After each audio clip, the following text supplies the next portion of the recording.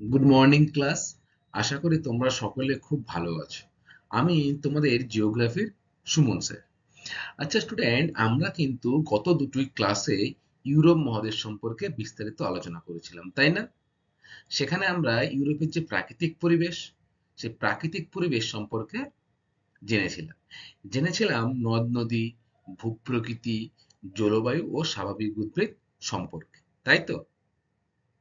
আচ্ছা, আজকে কিন্তু আমরা এই ইউরোপ মহাদেশের আরেকটা বিষয় যে রুট শিল্পাঞ্চল তোমাদের বইতে রয়েছে, সেই রুট শিল্পাঞ্চল নিয়ে আলোচনা করব। তার আগে চলো দেখে নেই তোমাদের বিগত ক্লাসের পড়া কেমন মনে আছে।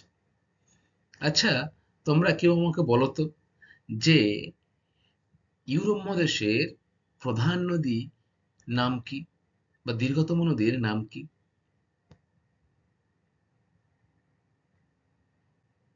Very good. ভলগা নদী হলো ইউরোপ মহাদেশের দীর্ঘতম নদী, তাই তো? আচ্ছা, দ্বিতীয় দীর্ঘতম নদী ভলগার পরে যদি আসে, সেটা কোন নদী? দানিউব নদী। Very good. এই তো। তারপর আমাকে বলো, এই যে ইউরোপ মহাদেশ, ইউরোপ মহাদেশের ব্যস্ততম অভ্যন্তরীণ যে জলপথ, সেটা কোন নদীর উপরে রয়েছে?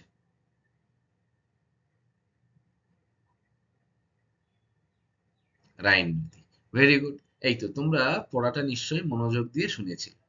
আচ্ছা, এরপরে আমাকে বলো যে ইউরোপের দীর্ঘতম যে হ্রদ বা বৃহত্তম যে হ্রদ, সেই বৃহত্তম হ্রদের নাম কি? Very good. ল্যাডোগা হ্রদ হলো ইউরোপের বৃহত্তম হ্রদ, তাই তো? আচ্ছা স্টুডেন্ট, তোমাদের মনে আছে যে ইউরোপ মহাদেশের সর্বোচ্চ শৃঙ্গের নাম? মনে আছে? আচ্ছা বলো তো, যে ইউরোপ মহাদেশের সর্বোচ্চ শৃঙ্গের নাম কি? বাহ, খুব ভালো বলেছো। ইউরোপ মহাদেশের সর্বোচ্চ শৃঙ্গের নাম হলো এলব্রুজ, তাই তো?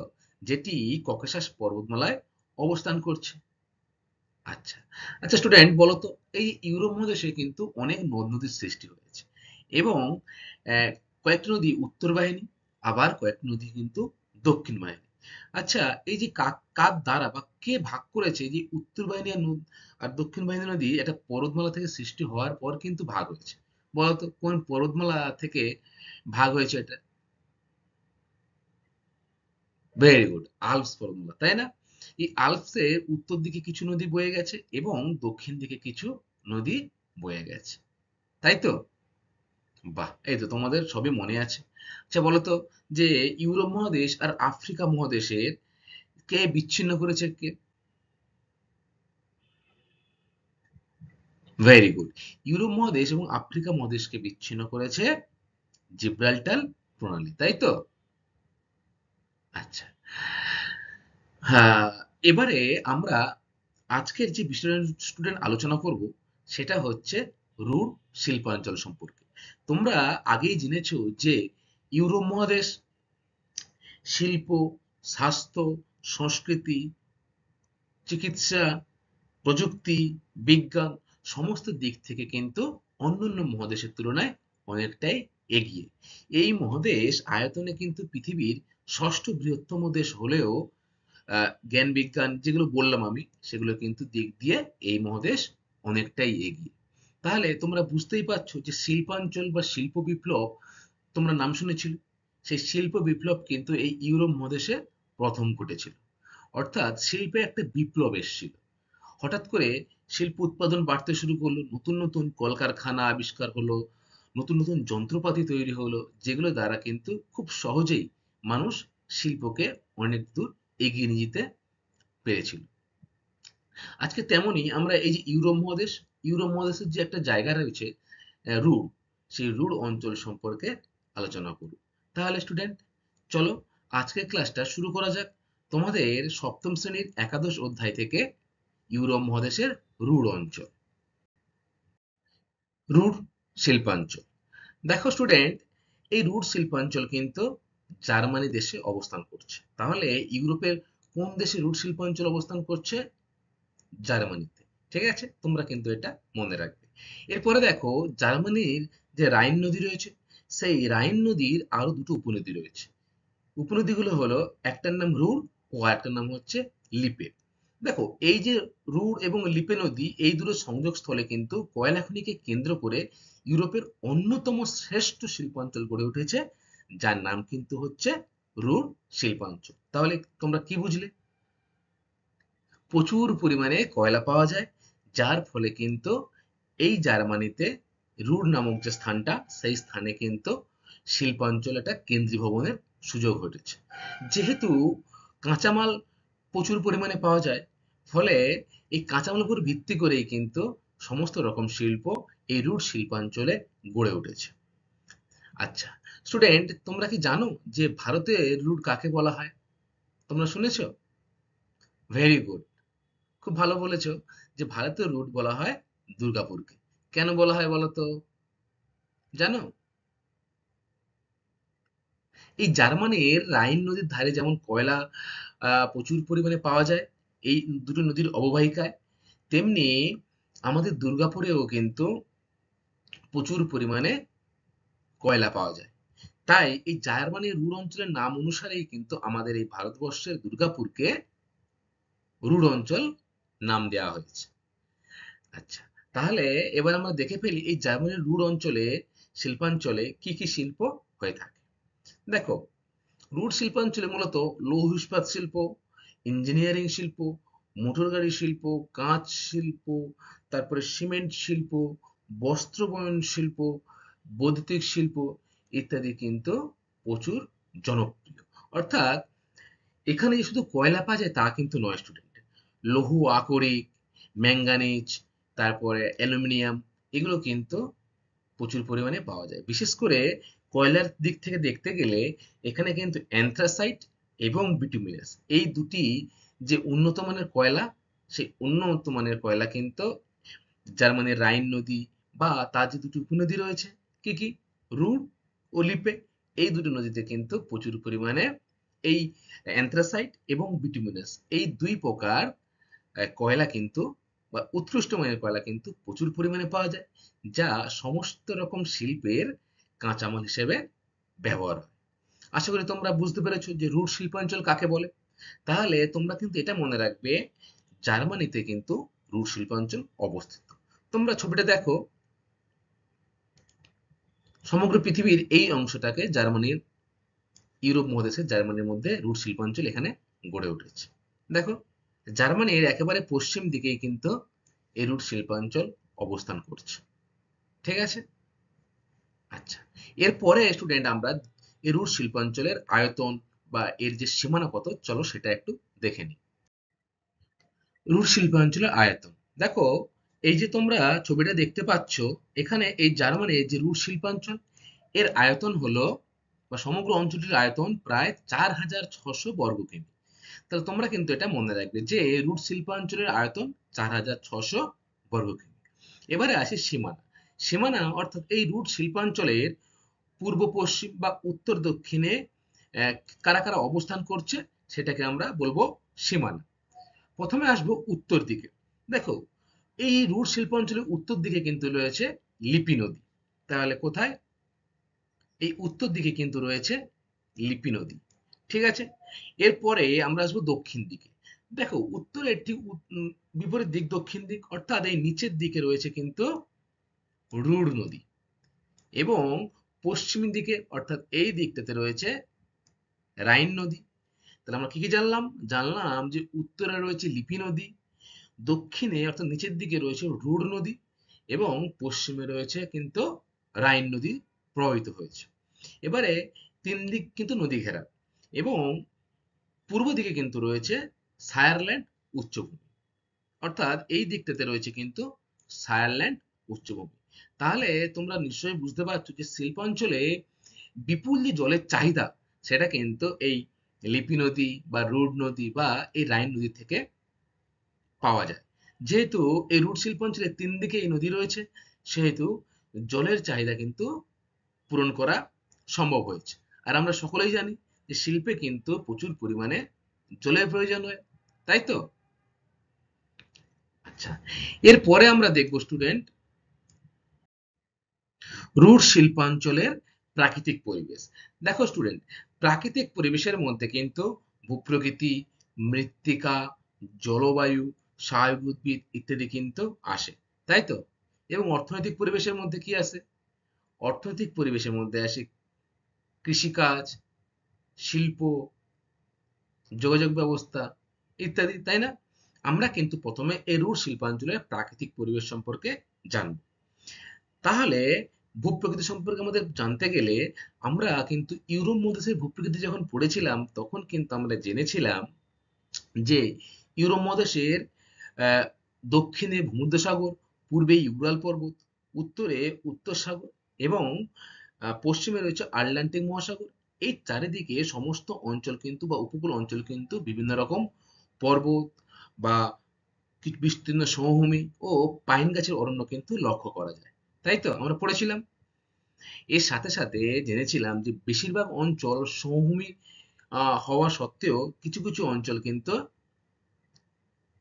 উঁচু নিচু, অর্থাৎ মালভূমি, তারপরে নিম্নভূমি ও পার্বত্য অঞ্চল রয়েছে এই ইউরোপের ভূপ্রকৃতিতে। দেখো, এই ইউরোপের ভূপ্রকৃতি পড়ার সময় যে আমরা উঁচু নিচু বা মালভূমি পড়েছিলাম না, ঠিক তেমনই কিন্তু এই রুট শিল্পাঞ্চলটা কিন্তু উঁচু নিচু এবং ঢেউ খেলানো, অর্থাৎ এখানে কিন্তু 240 মিটারের মতো মৃত্তিকা বা ভূপ্রকৃতি কিন্তু গড় উচ্চতা। হিমবাহ এবং নদীর ক্ষয়কার্যের ফলেই কিন্তু এই অঞ্চলের সৃষ্টি হয়েছে। দেখো, হিমবাহের ক্ষয়কাজের সময় আহ, ক্ষয়প্রাপ্ত নুড়ি, কাকড়, বালি বা শিলাখণ্ড ইত্যাদি কিন্তু বয়ে আসে। বয়ে এসে যেখানে জমা হয় সেখানে কিন্তু দীর্ঘদিন ধরে জমা হওয়ার পরে কিন্তু এই ধরনের ভূপ্রকৃতির সৃষ্টি হয়েছে এবং নদীর সঞ্চয় কাজের ফলেও কিন্তু এই ভূপ্রকৃতির সৃষ্টি হয়েছে। যেহেতু হিমবাহের সঞ্চয় কাজের ফলে সৃষ্টি হয়েছে, তাই কিন্তু ছোট ছোট টিলা লক্ষ্য করা যায়। আচ্ছা স্টুডেন্ট, তোমরা আমাকে বলো তো যে নদীর সঞ্চয় কাজটা কি, বা নদী কোন প্রবাহে সঞ্চয় কাজ করে? তোমরা কিন্তু এটা আগে পড়ে এসেছো, মনে আছে তোমাদের? ভেরি গুড, নদী নিম্ন প্রবাহে সঞ্চয় কাজ করে, তাই না? নদী যখন পার্বত্য অঞ্চল থেকে সৃষ্টি হয় তখন খাড়াই থাকার জন্য খুব জোরে প্রবাহিত হয়, তাই সেখানে উচ্চ প্রবাহ, তারপর কিছুটা গতি হারিয়ে মধ্য প্রবাহে আসে এবং শেষে কিন্তু নদী তার পুরো স্রোত হারিয়ে ফেলিয়ে সমভূমিতে সঞ্চয় কাজ করে, তাই না? এই সঞ্চয় কাজের ফলেও কিন্তু এই রুট শিল্পাঞ্চল অবস্থিত। যেমন রাইন নদী, আমরা জানলাম রাইন ও তার দুই উপনদী রুড় ও নিপে নদী, তাই না? এই নদীগুলোর কিন্তু সঞ্চয় কাজের ফলেও এই রুট শিল্পাঞ্চল গঠিত হয়েছে। তাহলে এটা হলো ভূপ্রকৃতি। এরপরে দেখি মৃত্তিকা সম্পর্কে। রুট শিল্পাঞ্চলের প্রাকৃতিক পরিবেশের মধ্যে মৃত্তিকা। দেখো, রুট অঞ্চলের প্রধান নদী কি? ভেরি গুড, রুট শিল্পাঞ্চলের প্রধান নদী কিন্তু রাইন নদী, তাই না? এই নদীর দক্ষিণে কিন্তু কোলন শহরের কাছে রুর অঞ্চলে প্রবেশ করেছে এবং পশ্চিম সীমানা বরাবর প্রভাবিত হয়েছে। রুর ও লিপে নদী দুটি কিন্তু এই অঞ্চলের পূর্ব থেকে প্রভাবিত হয়ে রাইন নদীতে মিশেছে। নদীর পার্শ্ববর্তী অঞ্চলে কিন্তু উর্বর পলিমাটি লক্ষ্য করা যায়। নদীর পার্শ্ববর্তী অঞ্চলে উর্বর পলিমাটি লক্ষ্য করা যায় বলে এখানকার মৃত্তিকা কিন্তু অনেকটাই উর্বর এবং নদীর তীরবর্তী ধার থেকে যত আমি দূরে যাব মাটি কিন্তু উর্বরতা কিছুটা কমতে থাকবে। দেখো, তাহলে আমরা কি জানলাম যে নদীর তীরবর্তী যে অঞ্চল সেখানে কিন্তু মাটি খুবই উর্বর, তাই তো? আর দক্ষিণে চার্নোজেন, উত্তরে পটজল মাটি দেখা যায়। এই রাইন নদীর তাহলে দক্ষিণে দেখা যায় চার্নোজেন মৃত্তিকা। চার্নোজেন মৃত্তিকা কোনটা জানো তোমরা? ভেরি গুড, চার্নোজেন মৃত্তিকা হচ্ছে এক প্রকার কৃষ্ণ মৃত্তিকা, তাই না? কালো মাটি, যেখানে খুব ভালো ফসল উৎপন্ন হয়, তাই তো? আচ্ছা, আর পটজল মাটি?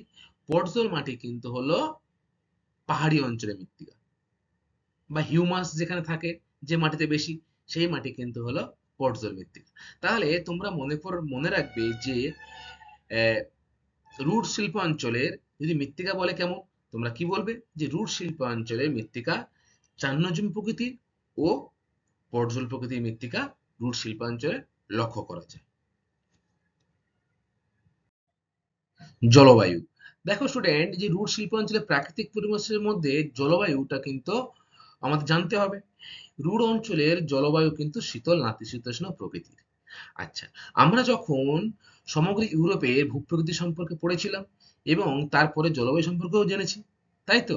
এই জলবায়ু সম্পর্কে জানতে গিয়ে কিন্তু আমরা লক্ষ্য করেছি যে ইউরোপের বেশিরভাগ জায়গায় বা বেশিরভাগ দেশে কিন্তু শীতল নাতিশীতোষ্ণ প্রকৃতির জলবায়ু লক্ষ্য করা যায়। অর্থাৎ না খুব শীত পড়ে, আবার না খুব গরমও পড়ে। অর্থাৎ না শীত না উষ্ণ, সেটাকে আমরা কি বলবো? নাতিশীতোষ্ণ প্রকৃতির জলবায়ু। এর ফলে এই অঞ্চলে কিন্তু কাজ করার ক্ষমতা বা কর্মঠ শ্রমিক কিন্তু অভাব হয় না। দেখো, রুট শিল্পাঞ্চলে গ্রীষ্মকালে উষ্ণতা মাঝারি উষ্ণ থাকে এবং শীতকালে কিন্তু উষ্ণতা শীতল হয়। পশ্চিমা বায়ুর প্রভাবে সারা বছর ধরে কিন্তু এই রুট শিল্পাঞ্চলে বৃষ্টিপাত হয়, কিন্তু তার পরিমাণে কিন্তু অনেকটাই কম। দেখো, এই পশ্চিমে রয়েছে কিন্তু আটলান্টিক মহাসাগর। তাহলে এই আটলান্টিক মহাসাগরের উপরে যে বায়ু সৃষ্টি হচ্ছে সেটা কিন্তু পশ্চিমা বায়ু। এই বায়ু প্রবাহিত হওয়ার পর বা ইউরোপের মহাদেশে প্রবেশ করার পর এটার ফলেই কিন্তু আহ, সারা আহ, ইউরোপ জুড়ে কিন্তু বৃষ্টিপাত হয় প্রায় সারা বছর ধরে। তবে এর পরিমাণ কিন্তু অনেকটাই কম। ঠিক তেমনই রুট শিল্পাঞ্চলেও এর প্রভাব লক্ষ্য করা যায়। গ্রীষ্মকালীন গড় উষ্ণতা থাকে 15 থেকে 20 ডিগ্রি সেলসিয়াস। মানে খুব যে গরম পড়ছে স্টুডেন্ট, তা কিন্তু নয়। বলতো আমাদের এখানে গ্রীষ্মকালে কেমন গরম পড়ে, কত ডিগ্রি মতো জানো তোমরা? Very good. আমাদের এখানে কিন্তু গরম পড়ে প্রায় 30-40 ডিগ্রি সেলসিয়াস, তাই না? ফলে মানুষ কিন্তু অল্প কাজ করেই হাঁপিয়ে যায়, খুব গা থেকে ঘাম হয়, তাই তো? ফলে অল্প কাজেই আমরা হাঁপিয়ে পড়ি। কিন্তু এখানে দেখো, গ্রীষ্মকালীন যে গড় উষ্ণতা সেটা কিন্তু 15 থেকে 20 ডিগ্রি সেলসিয়াস, মানে খুবই আরামদায়ক। ফলে এখানে কিন্তু কর্মঠ শ্রমিকের অভাব নেই। শীতকালীন গড় উষ্ণতা কিন্তু 2 ডিগ্রি থেকে 5 ডিগ্রি সেলসিয়াস। দেখো, খুব যে ঠান্ডা পড়ছে যে হিমাঙ্কের নিচে চলে যাচ্ছে তাপমাত্রা, তা কিন্তু নয়। হুম। রুট শিল্পাঞ্চলে এটা কিন্তু একটা অন্যতম বৈশিষ্ট্য। কিন্তু এই ইউরোপ মহাদেশের যদি আমরা একটু উত্তর দিকে যাই, সেখানে কিন্তু তুন্দ্রা জলবায়ু লক্ষ্য করা যায়, তাই না? কোন কোন দেশ জানো তুমি, মনে আছে তোমাদের? Very good. Sweden, Norway, Finland বা রাশিয়ার কিছুটা অংশ কিন্তু এই তুন্দ্রা জলবায়ু লক্ষ্য করা যায়।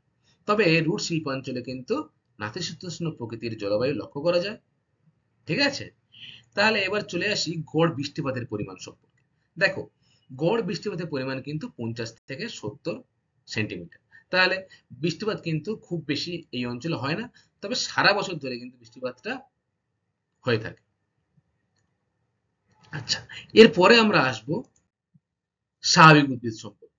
রুট শিল্পাঞ্চলের প্রাকৃতিক পরিবেশের মধ্যে স্বাভাবিক উদ্ভিদ। স্বাভাবিক উদ্ভিদ কাকে বলে স্টুডেন্ট?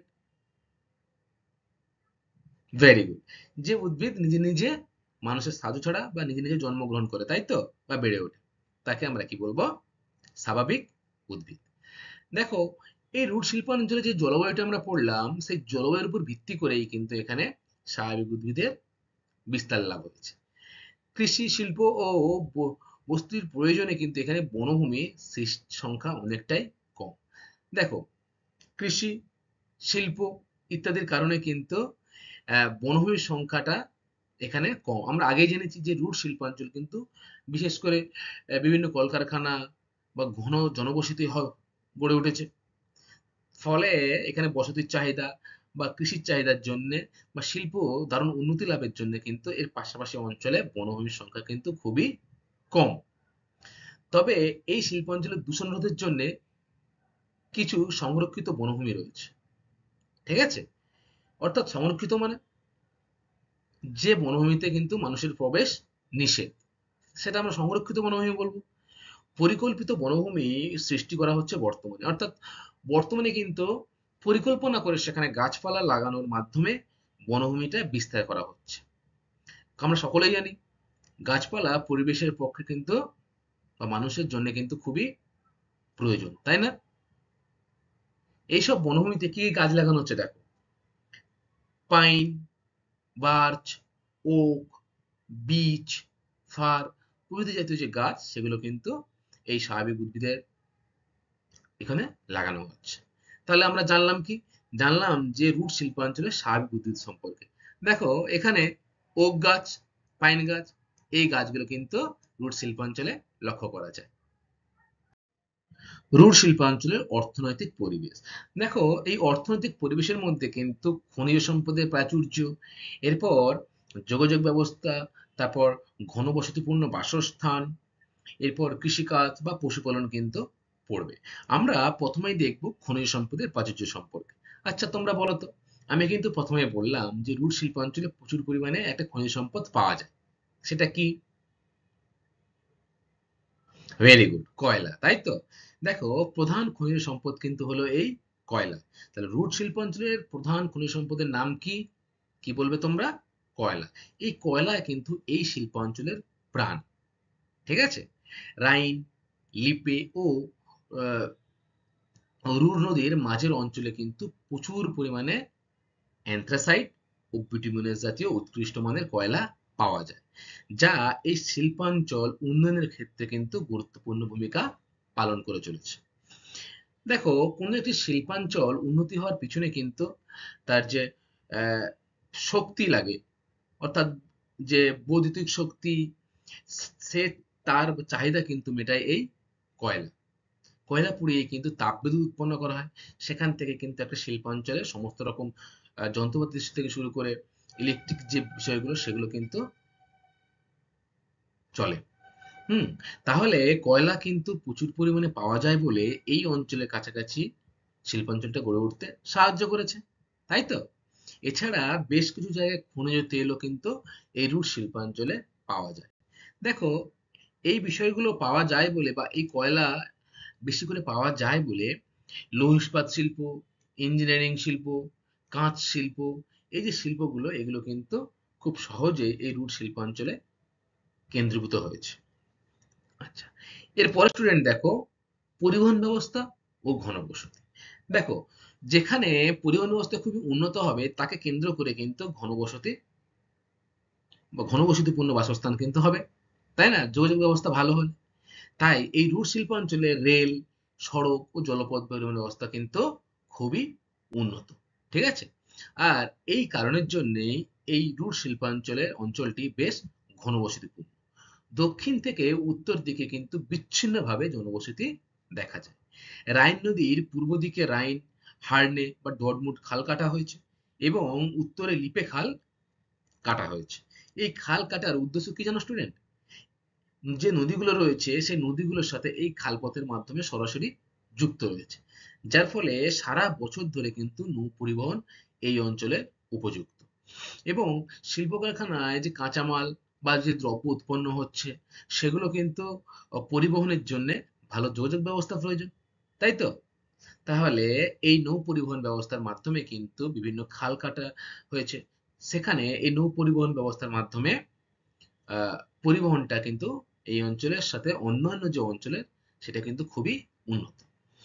এই অঞ্চলে উত্তরে অবস্থিত হার্মবুর্গ বন্দর এই অঞ্চলে শিল্পোন্নতিতে কিন্তু গুরুত্বপূর্ণ ভূমিকা পালন করেছে। দেখো যেমন নৌপথ বা নৌ পরিবহনের মাধ্যমে এই অঞ্চল উন্নতি লাভ করেছে, ঠিক তেমনি এই অঞ্চলের উত্তরে অর্থাৎ রুট শিল্পাঞ্চলের উত্তরে রয়েছে কিন্তু হামবুর্গ বন্দর। এই বন্দরের সাহায্যেই কিন্তু গুরুত্বপূর্ণ ভূমিকা পালন করছে শিল্প কেন্দ্রগুলি গড়ে ওঠার ক্ষেত্রে। আচ্ছা, এটা গেল রুট শিল্পাঞ্চলের পরিবহন ব্যবস্থা ও ঘনবসতি। এরপরে দেখো রুট শিল্পাঞ্চলের অর্থনৈতিক পরিবেশের মধ্যে কৃষিকাজ ও পশুপালন। দেখো যেহেতু শিল্পাঞ্চল সেহেতুর কারণে কিন্তু এই অঞ্চলে তেমনভাবে কৃষিকাজের পরিমাণ বা কৃষির গুরুত্ব কিন্তু দুটোই কম। সাথে সাথে পশুপালনের যে ব্যবস্থাটা সেটাও কিন্তু তুলনামূলকভাবে কম। যেহেতু শিল্পাঞ্চল সেহেতু বিভিন্ন কলকারখানা, বিভিন্ন ইস্পাত কারখানা ইত্যাদি কিন্তু এই অঞ্চলে গড়ে উঠেছে। ফলে চাষের জমি কিন্তু অনেকটাই অভাব লক্ষ্য করা যায়। তবে মিশ্র কৃষি পদ্ধতিতে কিন্তু কিছু কিছু জায়গায় গম, যব, আলু, ওট, যে ফল ফুল রয়েছে বা যে ফুলের চাষ করা হয় সেগুলো কিন্তু শহরে নিয়ে এসে বাজারের মাধ্যমে সেগুলো বিক্রি করা হয়। এছাড়া এর পাশাপাশি চাষের সাথে পশুপালনও যত্রতত্রভাবে হয়ে থাকে বা বেশি কিন্তু হয় না। হুম পশুপালন এবং দুগ্ধ মাংস উৎপাদন কিন্তু করা হয়ে থাকে এই রুট শিল্পাঞ্চলের মধ্যে। তাহলে আমরা কি জানলাম যে রুট শিল্পাঞ্চলের অর্থনৈতিক পরিবেশের মধ্যে আহ, খনিজ সম্পদের প্রাচুর্য, যেখানে প্রচুর পরিমাণে কয়লা পাওয়া যাচ্ছে রাইন নদীর তীরে। এরপরে জানলাম যে যোগাযোগ ব্যবস্থা, উন্নত মানের বন্দর বা নৌ পরিবহন ব্যবস্থার জন্য কিন্তু এই রুট শিল্পাঞ্চলটা গড়ে উঠতে সাহায্য করেছে।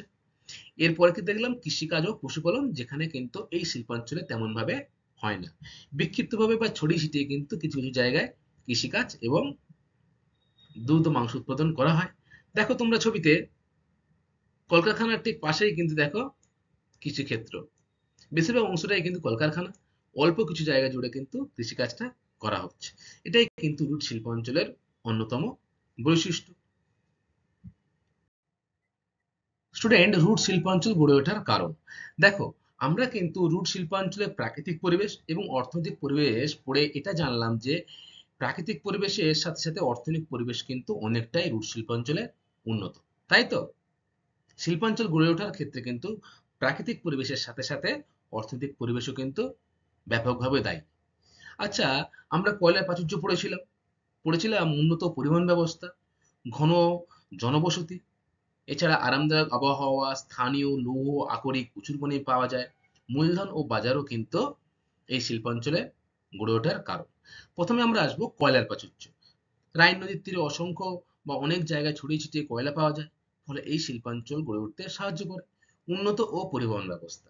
দেখো, আহ, শিল্প কেন্দ্রে বা শিল্পাঞ্চল গড়ে ওঠার পিছনে কিন্তু উন্নত ও পরিবহন ব্যবস্থা কিন্তু প্রয়োজন। কারণ শিল্পজাত দ্রব্যগুলো বিভিন্ন জায়গায় ছড়িয়ে দেওয়া বাজারে বা কাঁচামাল শিল্প কেন্দ্রে নিয়ে আসার জন্য পরিবহন ব্যবস্থা কিন্তু ভালো চাই। জনবসতি। দেখো, ঘন জনবসতি হওয়ার কারণে এখানে শ্রমিকের কিন্তু শিল্পাঞ্চলে যে শ্রমিক লাগবে সেই শ্রমিকের কিন্তু অভাব হয় না।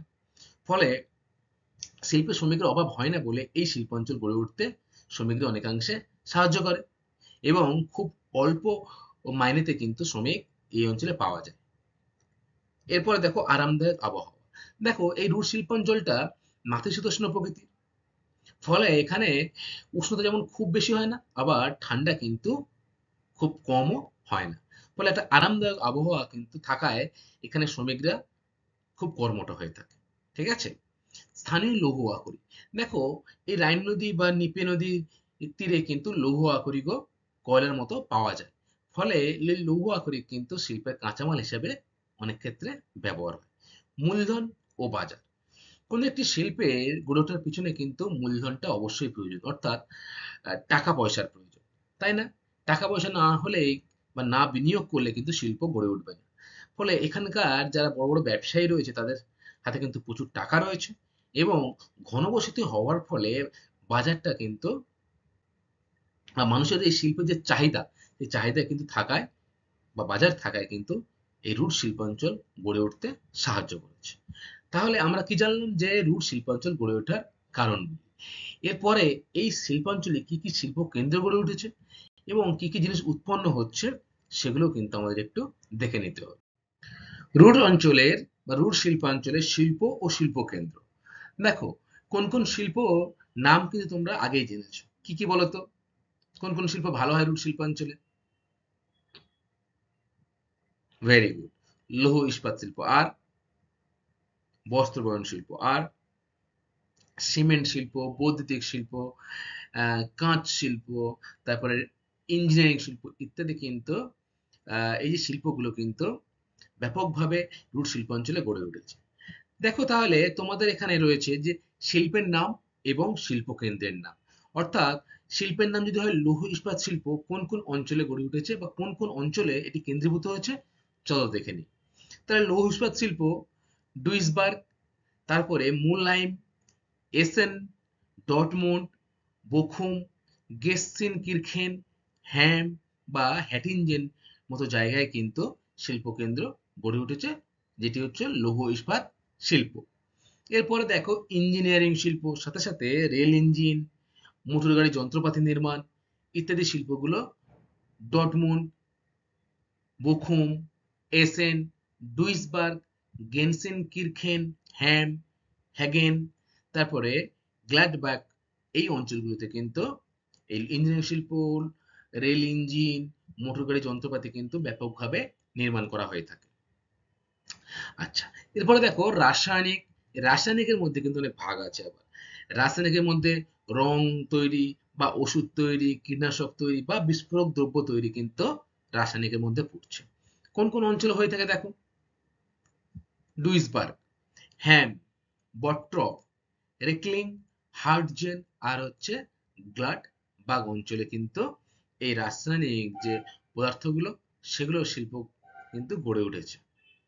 আচ্ছা, এরপরে দেখো সিমেন্ট শিল্প। অর্থাৎ সিমেন্ট, তোমরা সকলেই জানো সিমেন্ট শিল্প, সিমেন্ট তৈরি হয়, তাই না? এই সিমেন্ট তৈরি হয় কোথায় কোথায়, চলো দেখে নিই। এসেন, গেলসিন কিরখেন এই অঞ্চলে কিন্তু সিমেন্ট শিল্প খুবই উন্নত।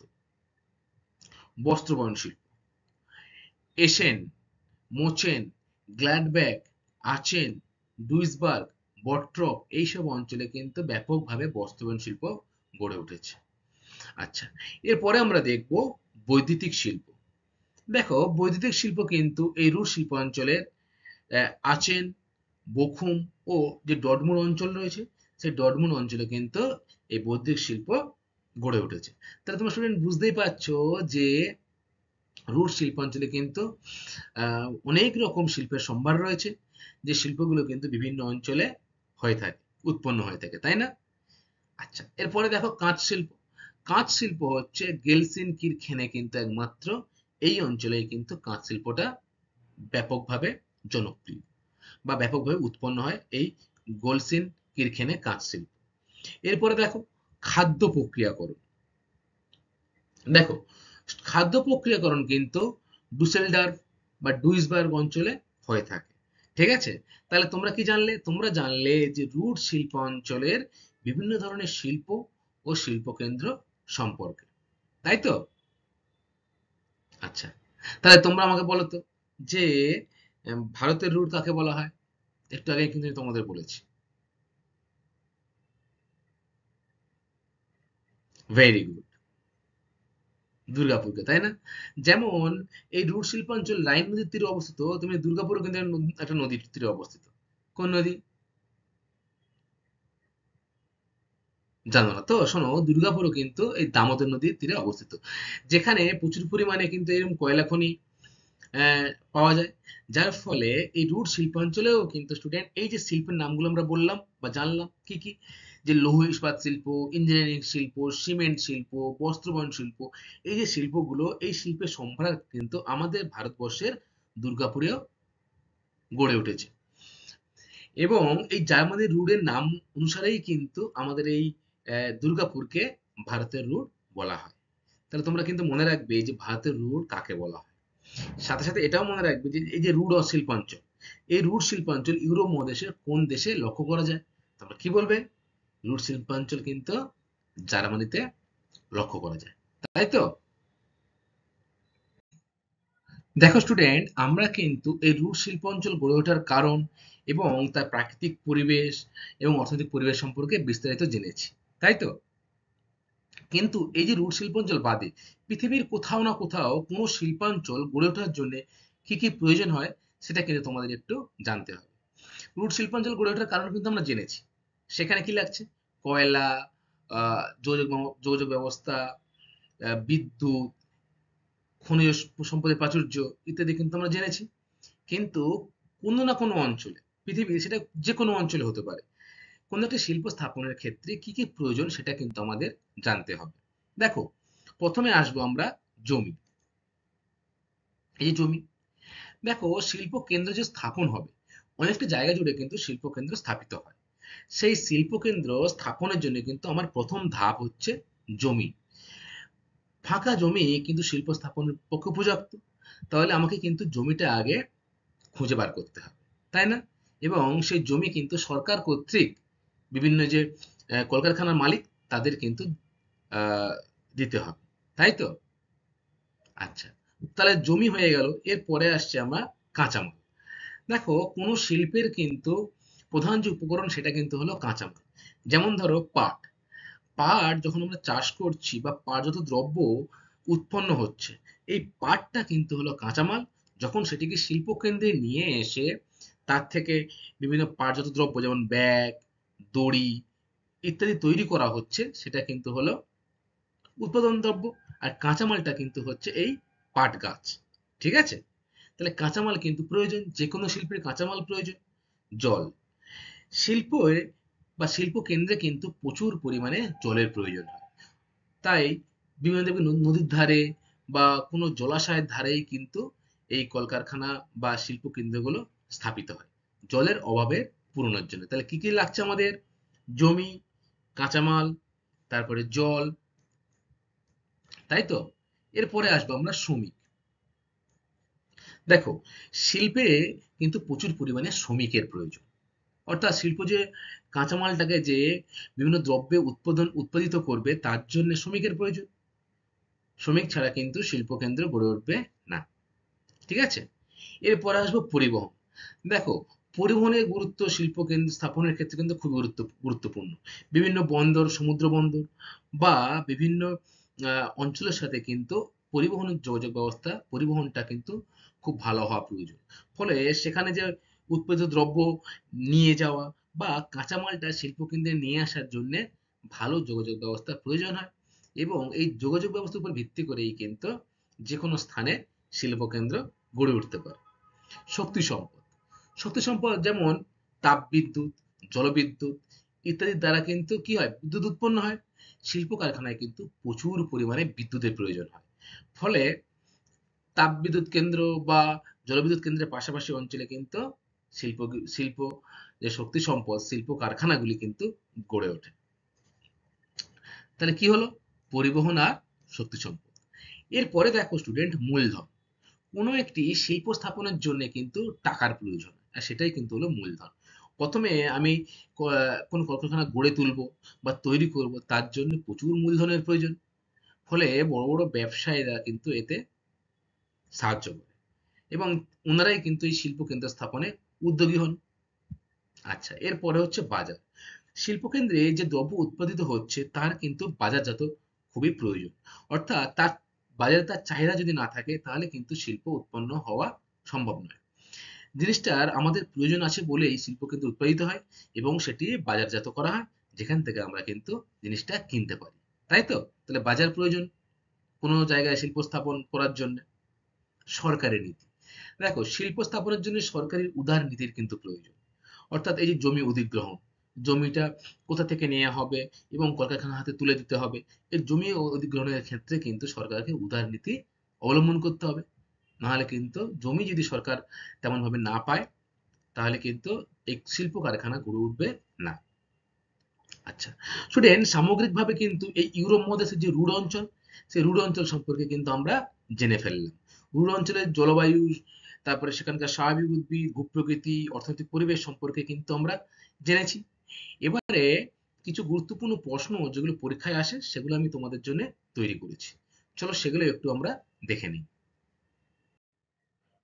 স্টুডেন্ট, কয়েকটা গুরুত্বপূর্ণ প্রশ্নের মধ্যে প্রথমে দেখো, ইউরোপের অন্যতম শ্রেষ্ঠ শিল্পাঞ্চলের নাম কি? তাহলে তোমরা সবাই জানো, কি উত্তর হবে? ভেরি গুড, রুড় শিল্পাঞ্চল।